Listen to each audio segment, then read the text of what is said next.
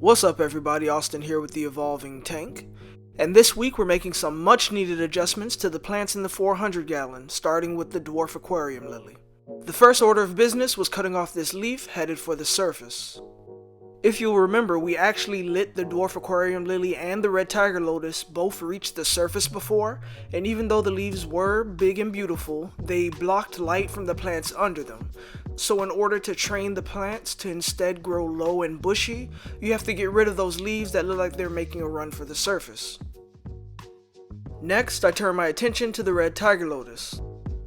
In my last video, I added a wave maker to the tank, but the extra flow it caused seemed like it was a little too much for the red tiger lotus.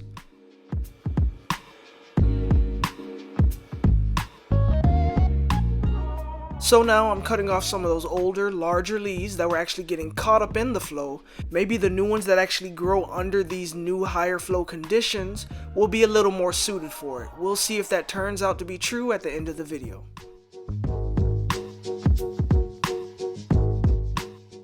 Then was the Ludwigia ovalis. It was reaching the surface, so it was time to trim and replant.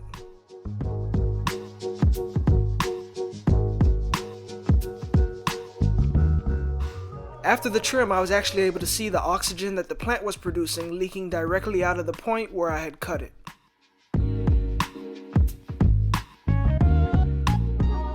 But now it was time to replant those stems.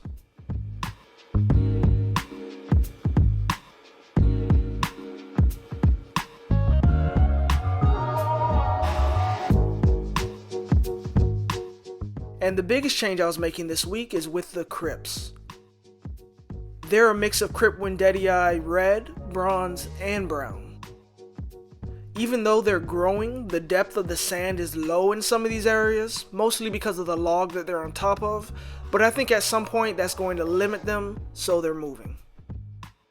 Instead, they're moving to the middle portion of the tank along with the dwarf hairgrass, where they should have plenty of room to grow and spread out.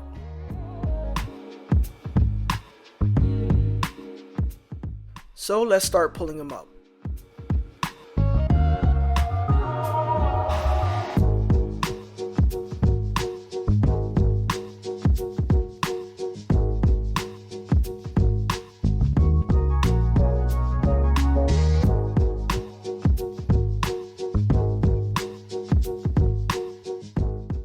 I did take a second to look at the crypts, of course. Honestly, I can't even tell the difference between the crypt bronze, red, and brown, but if you can, let me know down in the comments.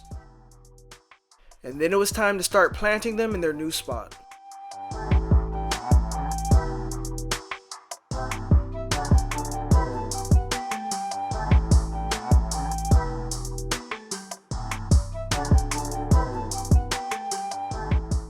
Here's a little bit of how that turned out.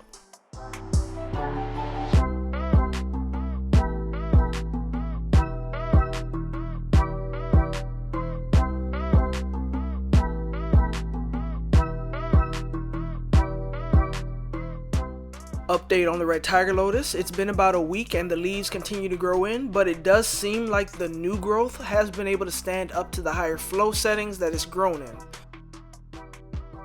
The same goes for the dwarf aquarium lily. We'll see if that continues to hold true.